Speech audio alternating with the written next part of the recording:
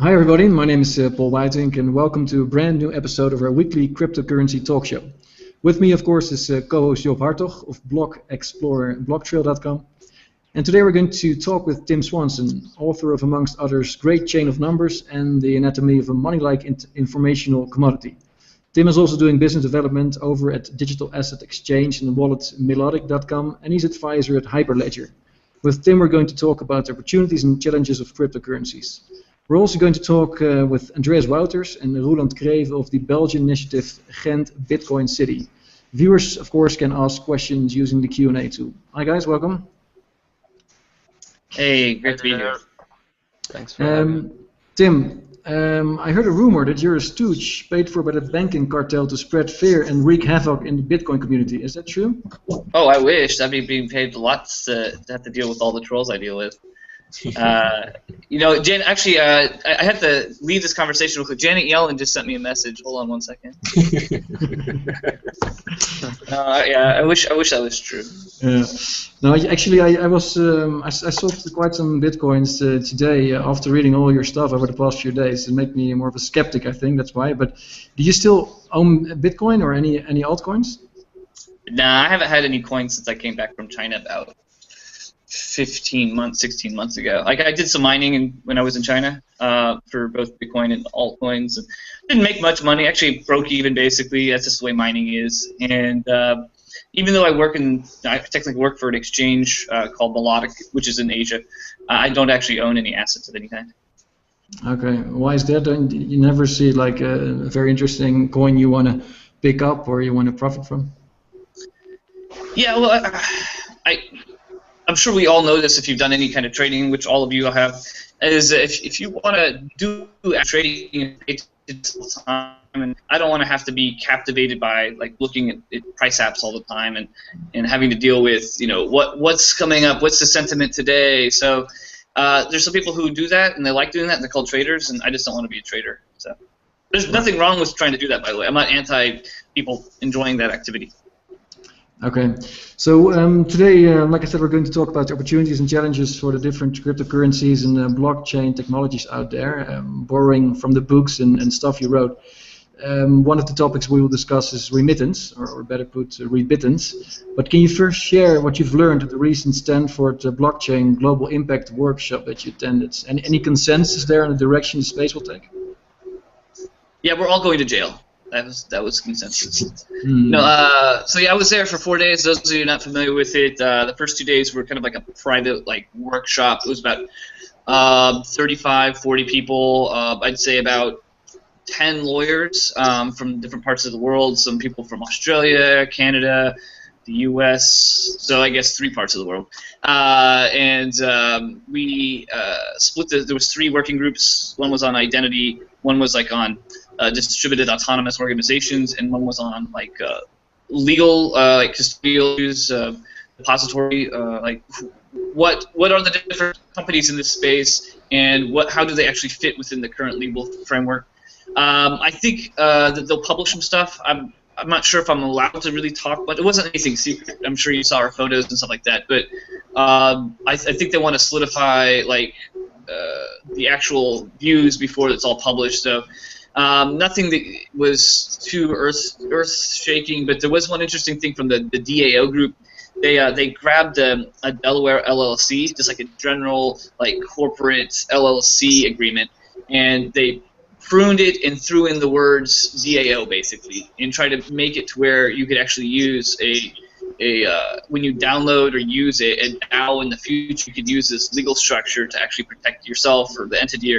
They're trying to shape it within the current legal framework. Whether or not that's allowed, I don't know. There was no judges there, actual legal judges, but it was being crafted by some lawyers, including Joshua Fairfield, who's a professor at I forget which college he's at, but I'm sure that will be public in soon. Common Accord was out there. If you guys people aren't familiar with Common Accord, they're kind of trying to standardize how contracts are read, trying to make it more dry code than wet code.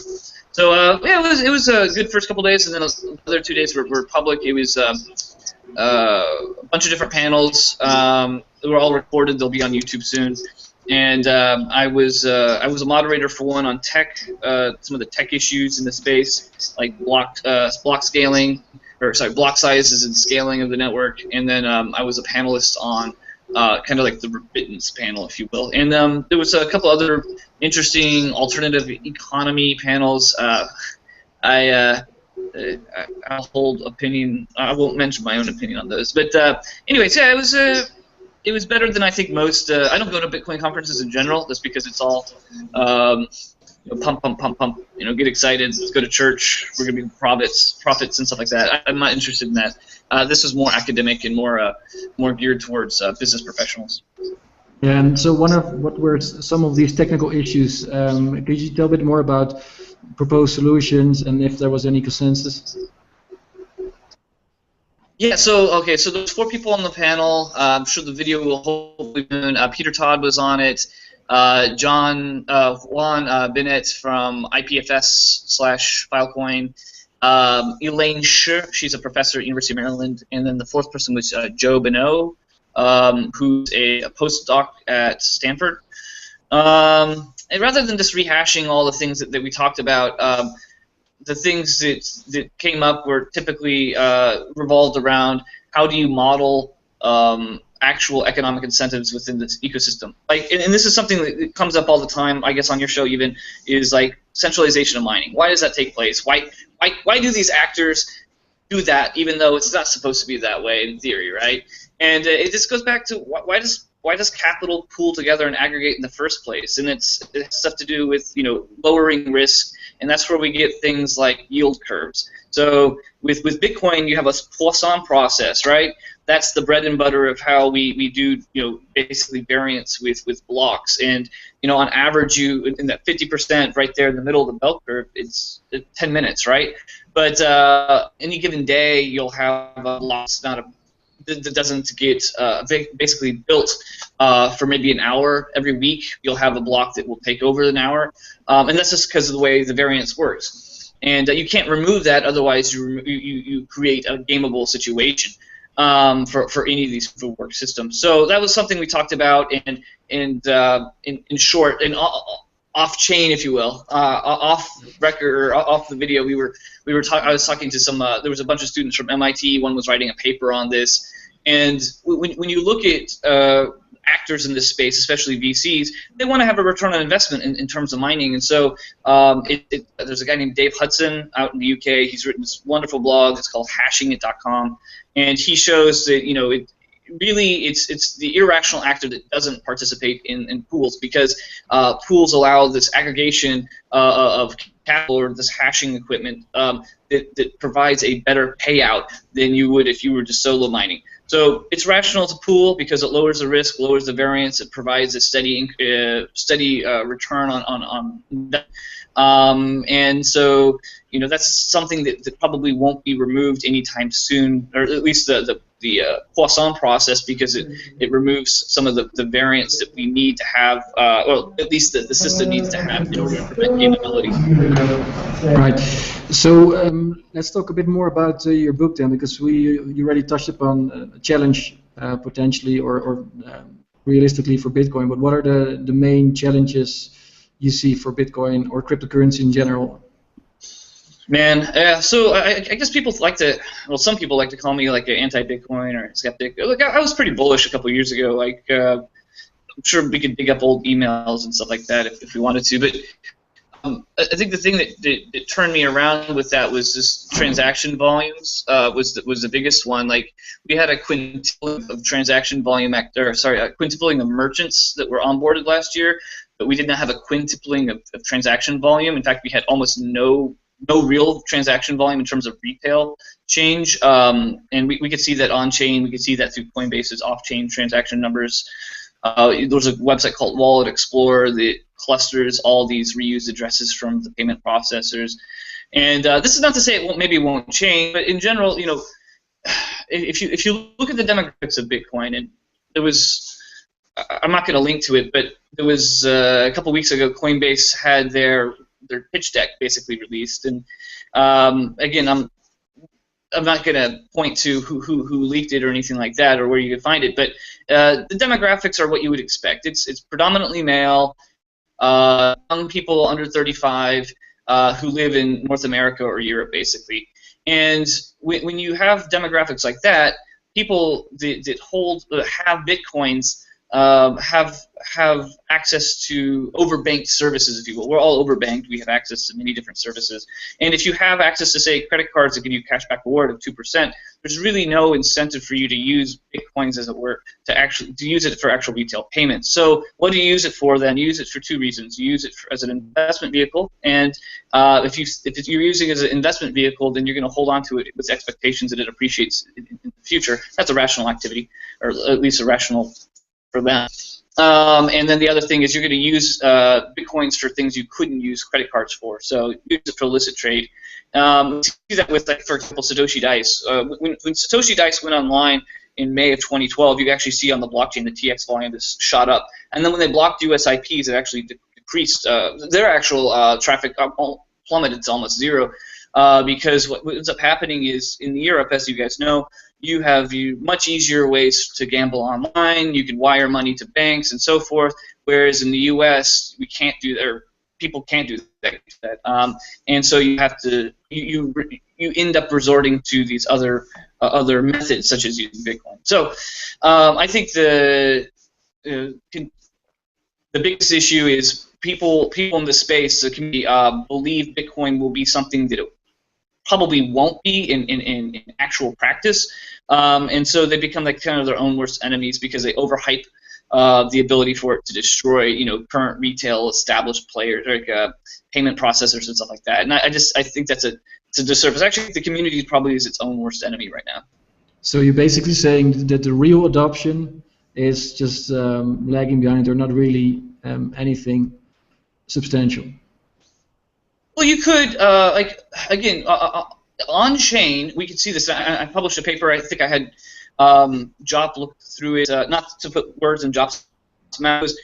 If you look at transaction volume and then you split up into statements like mining, gambling, mixing, into these different segments, you also have faucets in that.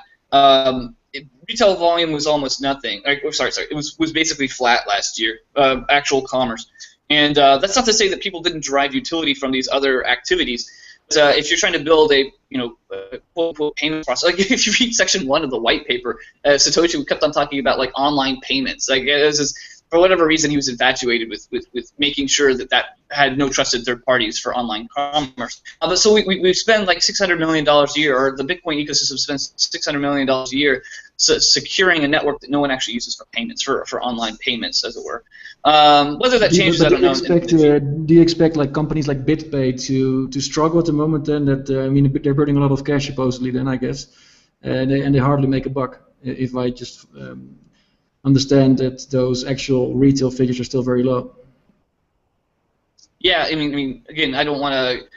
I hear lots of things too. I understand that they did laid off a group of people, about 9 people, after the BitBull because they didn't hit certain numbers. I'm not pointing fingers at anybody. I mean, that's not something I can do. But again, when you're building, it goes back to other economic issues I described, like in Chapter 9. Like if you have a fixed money supply, then the only way to reflect changes in demand is through a change in price. So anytime you have future expectations of utility that come through news or through the grapevine, those get priced into present-day prices. And the only way to really do that is there's no free lunch to do that. You end up with this volatility spike. And as a rational actor, if you believe that with low time preferences, your expectation is that it'll appreciate in value in the future, you're going to hold on to it. That's the rational thing to do. So yeah, I don't think BitPay, as much as they want to, they get on board 1 million, 10 million, 1 billion merchants. But as long as you have volatility, and as long as you have actors that rather hold on to it as an investment, then I think it's going to have a really limited circular flow of income. You need to have it 6, 7, 8 levels deep down, where employer pays employee, who pays supplier, and so forth, all the way down. And no one's really doing that. Maybe that will change. It's hard to see why anyone would hedging volatility actually costs real money for real resources. I mean, we see that with the airline industry. Like, people are always like, oh, Tim, oil is not oil is volatile. No one would ever use it. But no one ever tries to use it for currency. People still use it. It's just not, people don't go around with trailers full of oil trying to use it for everyday medium of exchange. In practice, people like stable mediums of exchanges, and you need to hedge with Bitcoin, and most people, besides you guys are really smart. Most average people that aren't Mensa people like you guys need to spend time and to figure out prices, and it's just a lot of mental calculations that in practice people don't want to do. So, yeah, sorry, go ahead. Can I ask a question? Yeah, sure. Do you see the usability of Bitcoin or the blockchain in general more as a application type of thing than as a currency? Because if people won't use it as a currency but use it for other things, do you think there's stuff in there? Because there's a lot of venture capital flowing into the space. How do you think those guys are planning to make a return on their investment?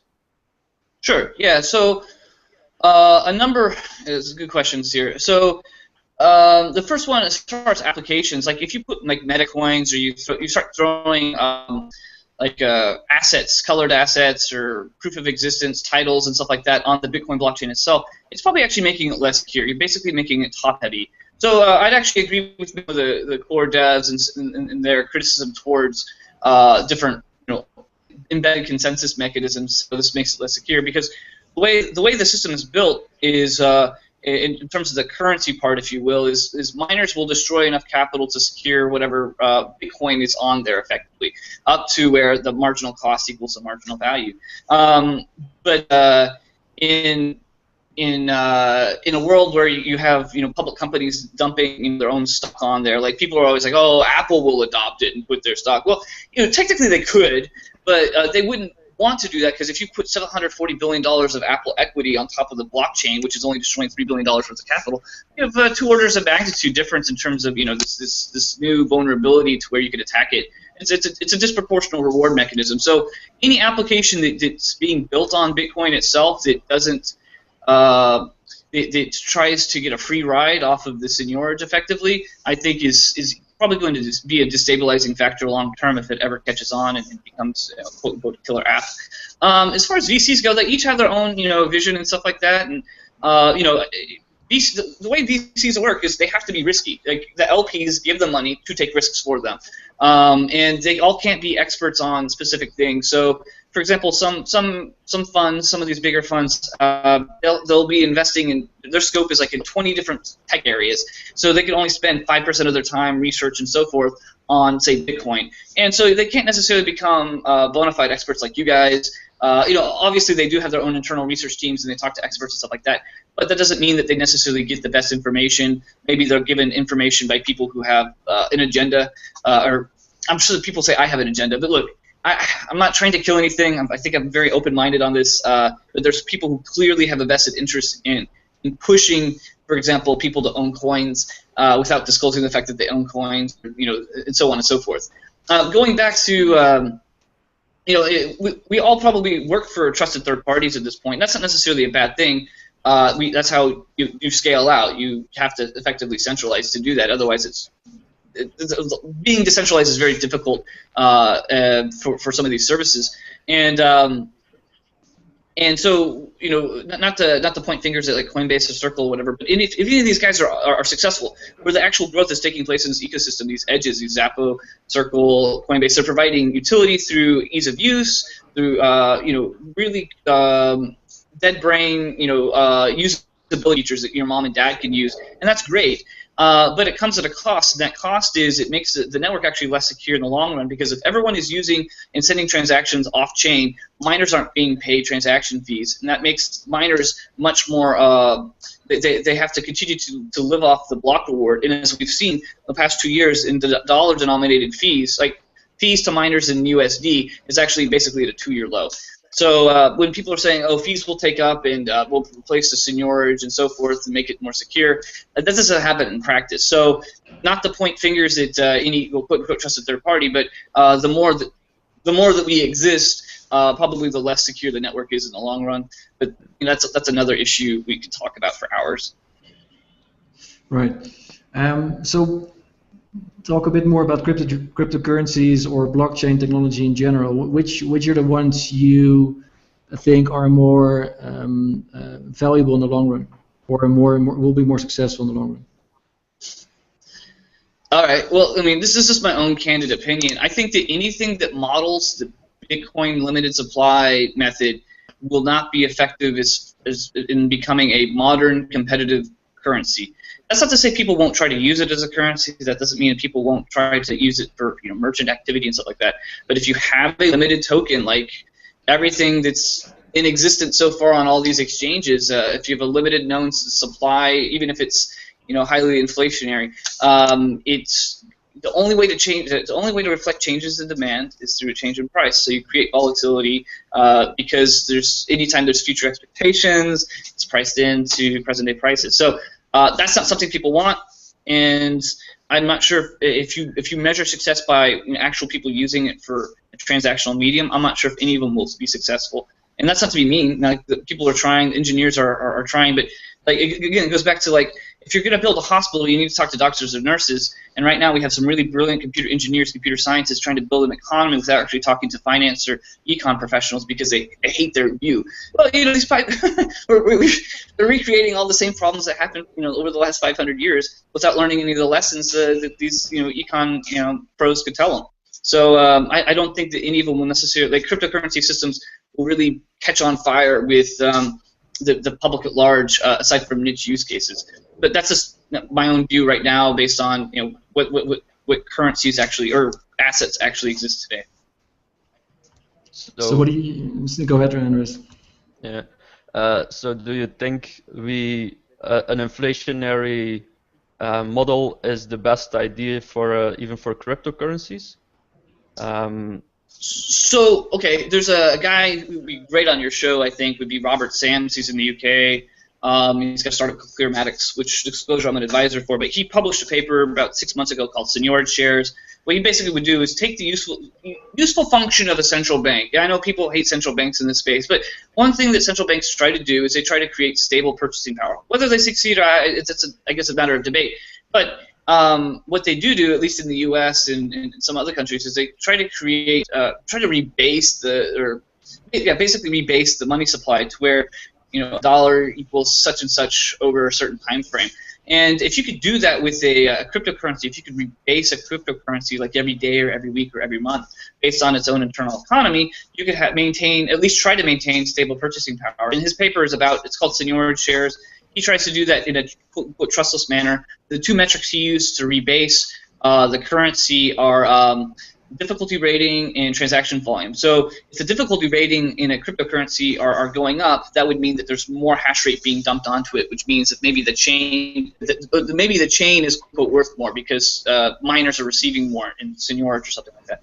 The other metric, transaction volume, if actual transaction volume is increasing, then maybe that means more people are using the network, which means it's supposedly healthy. Now, obviously, there's ways to game this and so forth, but this is way he's like, oh, look, we could use these two internal metrics. We don't have to resort to external information outside the economy to rebase the currency. Nobody's done it yet. I know Augur has looked at doing it through.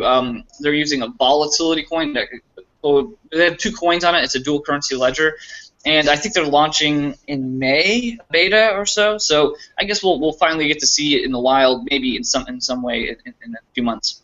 What about NuBits and NuShares then? Isn't that also a stablecoin built with two elements? That's a hack. Like, they just use exchanges. Like, we've been, I've talked to them. They're nice guys. They mean well. I'm not endorsing them. I don't endorse any coin. It's neat that they're trying to experiment, but all they do is just maintain paywalls on exchanges. And if you study exchanges, they historically have like a 45 to 50% exit rate. And exit, I mean by collapse, like they steal user funds or they go bankrupt or they just disappear. So that's a huge counterparty risk to deal with. And if NuBits really does take off, or BitShares really takes off, not only do they have to worry about the criminal element coming in and trying to DDoS the network or hold stuff hostage to break that peg, but then you also have to deal with the social engineering issues of law enforcement. If you have 101 nodes, these validators in the BitShares network that they're known entities with identifiable information, and they're moving effectively around money, if you will, then they might need to, again, I'm not a lawyer, but you might need an MSB, you might need an MTL for each of the jurisdictions you're in, and it's so much easier to do that in a less decentralized way. So I think it's neat to see this different types of innovations from a technical level, but from an actual social side of things, I think that they could be taking on a lot more risks than they had intended. So what about remittance or rebittance for some people seen as the panacea or the killer app for Bitcoin? Do you agree with that, or what is your view on remittance? Yeah, so I was on a panel on Monday. So just a quick disclosure: the company I work for, Melodic, we have a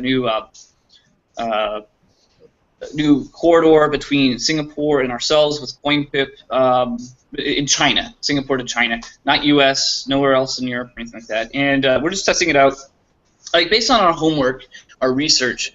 And by the way, if people are watching this, the two experts really to talk to are Faisal Khan. He's got a great podcast called, I think it's called Follow the Coin.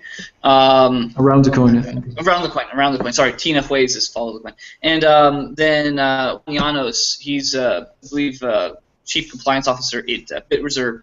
He's written about this too. So the short answer is maybe. The long answer, let me give you that. So the term remittance is just a play on words. It's a kind of remittance plus Bitcoin, and you see this. Probably 6 months ago, most people on Reddit had no idea how to spell remittance, and then somebody at a conference said, "Oh, this is our new savior for usage." Probably not in most corridors, because you need the biggest issue is local liquidity. Like, we've talked to different exchanges in different countries, and if you're trying to move a significant amount of volume each day, and there's only like 5 Bitcoin a day in volume on the other side of the world, you're going to move the market. And if you move the market, there's going to be slippage. Somebody has to pay for that. Probably will be a consumer, or somebody has to eat those costs. So that's probably one of the biggest ones that nobody ever talks about. The other two are compliance. If you scale up in a jurisdiction, you're going to need a physical agent network on the ground. That costs money. Those people have the mouths to feed that can't be automated yet. The other issue is compliance. So, like, if you look at Western Union's 10K form, the two biggest costs for them are compliance and physical agent network on the ground. So at the end of the day, you probably end up having to absorb a lot of the same costs that a traditional remittance company will, without having a whole lot of the benefits. The one benefit, and this is this because of how Bitcoin was designed, is you could remove maybe a few banks out of that full correspondent banking system, which might actually remove a few of the fees and might actually make it a little bit faster. But again, we can't forget that if you want to actually build like a real business in a country, a developed country, you need to do compliance. Otherwise, you end up in jail basically, or you get sued big time. And it's not worth going to jail over trying to do magic internet money stuff. At least to me, it's not worth going to jail. So, but Facebook has to do a compliance too, then, right? Facebook is implementing its they got all those licenses, yeah.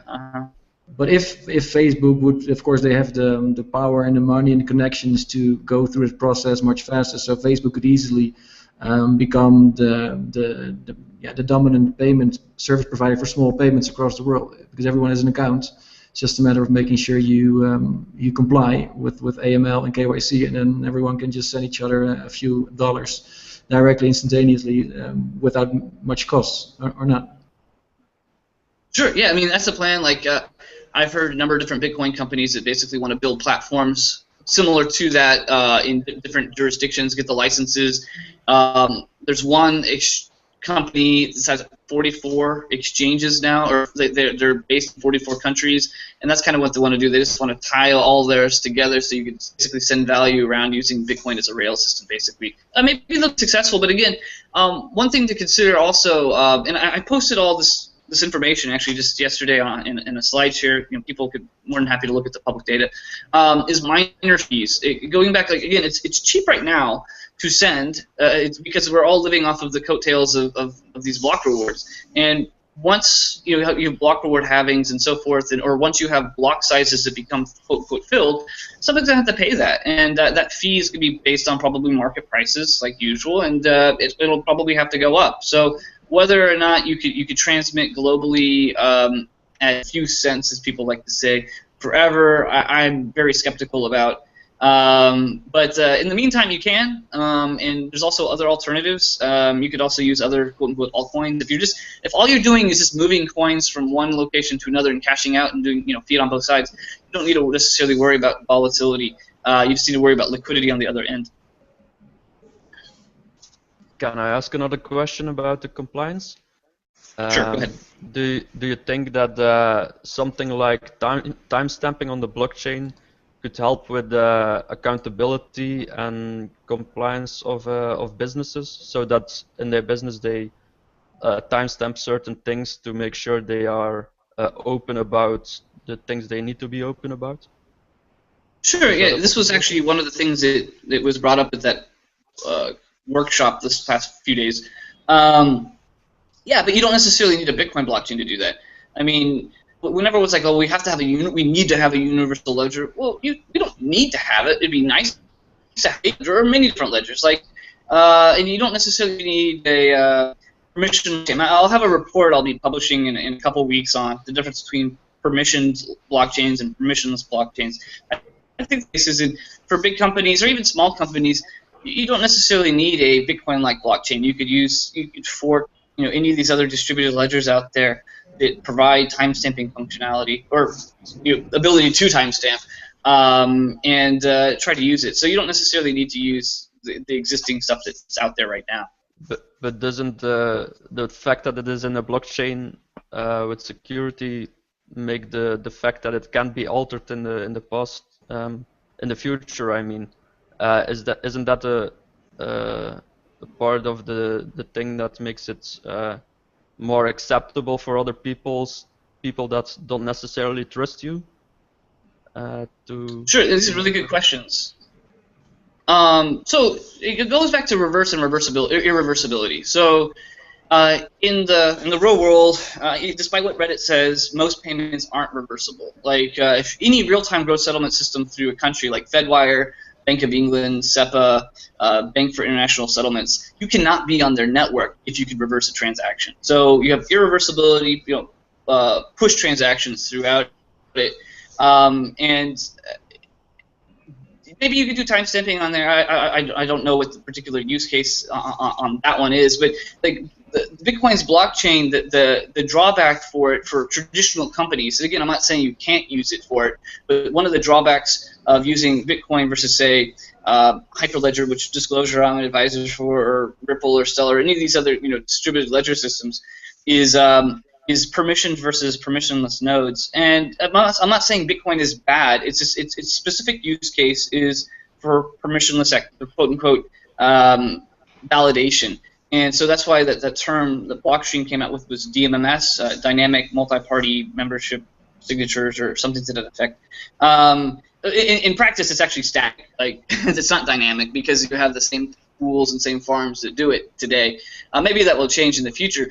But the point is if you already have static nodes that are pseudonymous, or even dynamic nodes that are pseudonymous, if they reverse those transactions, you have no legal recourse. And so it's not a particularly good system suited for existing financial intermediaries or existing institutions. I'm not saying you can't use it and judges won't recognize it. That's for those people to decide. I'm just saying you don't necessarily need to use that particular anonymous validating system when you could do trusted validators or pseudo-trusted semi-trusted validators. Okay, thanks. Very interesting, Tim. We are already at 35 minutes, so let's switch to the guys from Ghent. Andreas or Roland, whoever wants to tell a bit more about what you guys are doing. You're going to open up Ghent for Bitcoin, basically. You have signed up a few merchants to start accepting Bitcoin. Can you tell us a bit more about it? Yeah, sure. So what we are doing is, of course, on the small scale, we have studied in Ghent. We have lived in Ghent as a student. At the moment, I'm not living in Ghent, but I plan to move back. And we have been in the Bitcoin space for about 2 years now. Of course, very interesting. All the technical stuff is for us very, very interesting to work with. I'm particularly interested in the technology as well. Uh, but what we want to do with Ghent Bitcoin City is now that there are actually applications that make it very easy for merchants to accept Bitcoin, we are going to merchants, we are talking to them, we are explaining them how it works and how they can set it up. We are working together with Bitkassa, which is of course an operator of a Bitcoin acceptance application for your smartphone or your tablet, basically. It's just a simple URL in your browser, and you just go there and you can accept the payment, and then Bitkassa is the one that accepts it for you, and you can instantly convert it to fiat or euros, or you can choose to keep a percentage of the Bitcoin for yourself, and they make it easy for you to accept Bitcoin as a merchant. We have been going around to explain how it works and how easy it is, basically. I must be honest, half a year ago we wouldn't be able to have done something like this because there simply wasn't something available to work with. Back in the day, Bitcoin was something that you hold on your computer with a very complicated program, and now you can really apply it to a brick and mortar store. So we have talked to a couple of merchants. We've done an information event to explain how it works, how they can use it, and at the moment we have 15 merchants accepting it and growing. It's quite an exciting project. It started while we were drinking beer half a year ago, I think, when we were complaining that we couldn't pay it with Bitcoin. And then the big point about it was we wanted to change our own environment so that we could use the Bitcoins we had, and at the same time providing some extra usability, some extra extra services to the people in Ghent. And these 50 merchants already accepted, or they will start accepting it on the day you guys celebrate the opening? They are already ready to accept it. If you go to most shops, they will already be ready to accept it. We already did some test payments. There is already one shop that is also giving 10% discount for people that pay with Bitcoin because they think it's a very cool project and they want to go with us in the little adventure maybe.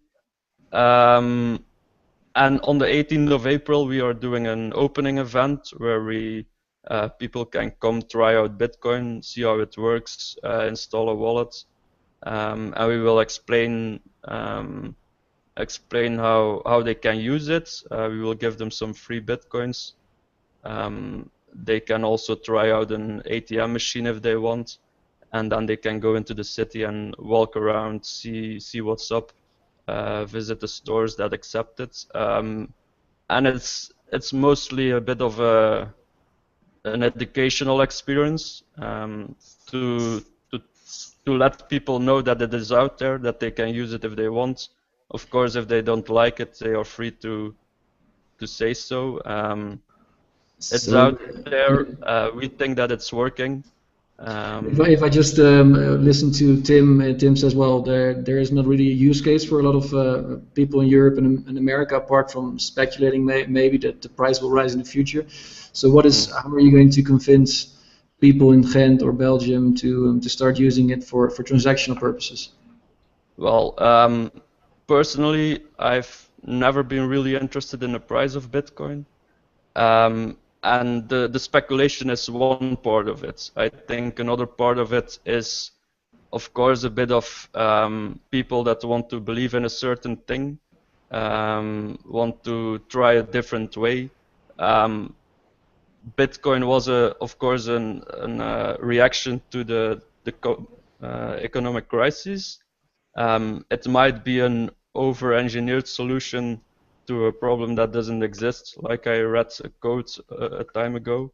But I think there's something there. I'm very excited about the technology. And so far as the transaction is concerned, it is just working. When I want to send Bitcoin to Roland, for example, because I need to pay him a beer, or he gave me something, or I need to pay him back, I can You just... guys drink a lot of beer. Well, yeah, we're Belgians. We are very proud on. No, it's okay. We're not drunks, you know.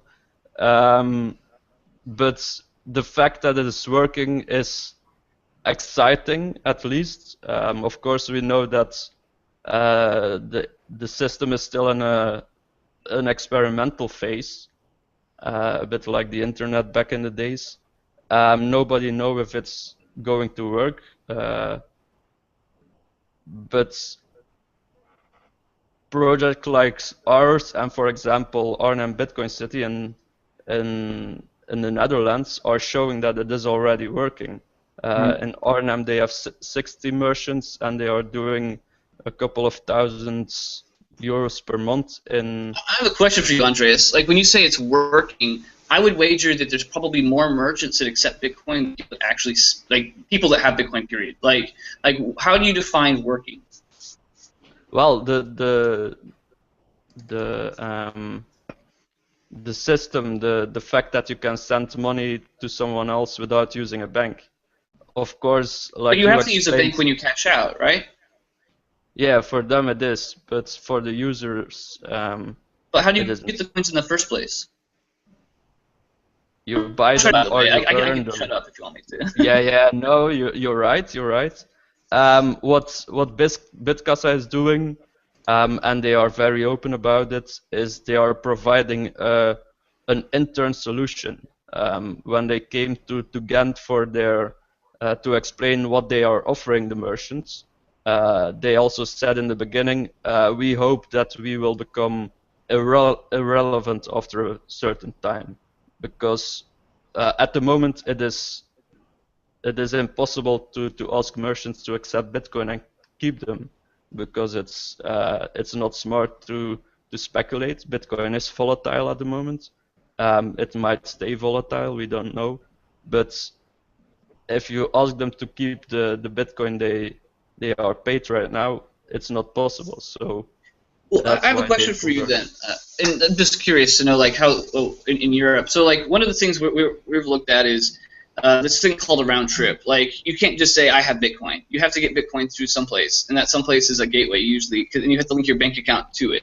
So you need a bank account to get Bitcoin. To move that Bitcoin to somewhere else where there's a bank account to convert it to fiat. Like, why do you need Bitcoin to do that when you could just move from one bank account to another bank account through some other mechanism? Can I say something? I think that a big part of it is that people want to avoid using banks. We had enough of it. Is a reaction. So how do you get Bitcoin without using banks? You can work for it. You can accept it as a payment.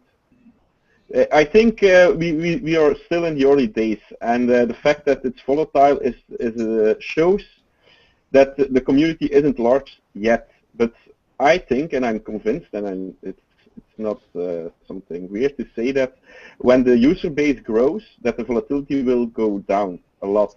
But you can't just. To a point even. What's the evidence of that? Like, it's just common sense. When people use that store of value, the number. Like, if you talk to people who trade commodities, just because you have more people trading those commodities doesn't mean volatility disappears. Like, the reason prices move because of demand. The volatility in foreign currencies, where not the US dollar or the euro, is much larger than for euro or dollar pair. So I think that shows to a certain extent that Bitcoin volatility is due to the smaller community using it. So you're saying the Bitcoin will grow large enough to be the same size as a large like G7 trading pair, basically, or currency. Saying that. Maybe not Bitcoin, but maybe another currency, cryptocurrency. But I think the fact that people want to use a cryptocurrency will stay, because some people just want to stop using banks. And I think the important part here to think about is the part about choice. People are basically at the moment are forced to use the euro, whether they like it or not, because it's the currency of your country where you're born in, and it's either use the euro or move somewhere else. And I think Bitcoin or any other cryptocurrency or model is as an alternative can, of course, while they'll stay small, it's not going to make a big difference. But you can choose to use it. Of course, at the moment as a sort of protest, but you create something like a competing currency where the other currency actually has to be attractive to use. I don't know if Bitcoin is especially particularly interesting for a lot of people to use, but some people see the advantage. I know some people that are convinced they want to live on Bitcoin, that they want to use it in their everyday lives. Because sure, they don't like it's just a mental exercise, and like I have RMB in my wallet because I go to China. I'm actually going to be there in May, and like I could try to live on RMB in the U.S. I mean, it seems like the same exact thing. Like, why? I mean, I'm not saying you won't be successful or anything like that, but like what is the value proposition for general people to go through all the frictions to get all these different cryptocurrencies just so they could get the same things they could get with euros or dollars or something like that? Well, the friction only exists in the beginning if you're buying the bitcoins. Once you have them, then you have to deal with volatility. Yeah, that's a choice. Well, okay. Well, that's. I think Job wants to chip in as well. Job, if you can remove your cat. His cat. Well, my cat has an opinion too, not about Bitcoin though. Well, I don't know. I just hold the opinion. I love Tim's work. I really love it, and he makes a lot of sense. And we all come from different areas, so I urge everyone to read all the Bitcoin maximalists and all the Bitcoin minimalists, and please form your own opinion. That's why this world is so beautiful. Yeah, but I also totally agree with. We had a lot of Bitcoin maximalists in the show. Actually, we had. Yeah, and that's why it's very healthy. We also hold guys like Tim and exactly, because we had Roger Ver, Eric Voorhees, Andreas Antonopoulos, Adam Draper, Trace Mayer, all of them Bitcoin maximalists. But now recently we've had Charles Hoskinson and now Tim. So I think it's very good, and it's also nice to see you guys debate some of these core issues. One final question, maybe Tim, before we wrap up. Do you expect the euro crisis? It kind of is related to what Andreas said earlier. Do you think that because we have a monoculture in Europe, with basically euro being the dominant payment system, do you expect euro crisis, especially in Greece, etc., to lead to extra demand for alternative currencies like Bitcoin? They might create extra demand for a currency, but it might not be Bitcoin. I mean, like if you had a choice, if you have the choice and you need to move money, and you're not technically savvy or something like that, and you don't have access to really good banking facilities, are you going to try to get Bitcoin somehow on the street corner from some shady guy on localbitcoins.com, or are you going to try and get a hold of U.S. dollars or euros or yen or something like that? Again, I'm not defending current policies and so forth. I'm just saying, like, what people want to do in practice. And to answer your question, I don't think people will flee to cryptocurrencies, which maybe they will in certain areas, in certain niches, but I think that they would probably go for something that's very liquid, relatively universal, and can be indistinguishable for like going to restaurants and stuff like that. You don't have to do any user education. You don't need to give anyone a white paper to have to use the dollar. Okay. Unless you are allowed to use the fiat, only the fiat currency, like in Argentina. So when you want to get out of Argentina with your fiat, it's almost impossible. So you need something like Bitcoin to leave the country if you want. like we could say that, but in practice it's another thing. Like we could have all these theories about, if these 20,000 different steps take place, then everyone in Argentina will have Bitcoins. Maybe, but like in practice, they seem to not want to, everyone buy Bitcoin. Maybe they will. Maybe I'll be wrong. I just theory and practice are two different things. I don't think that Bitcoin needs to dominate the space to be useful.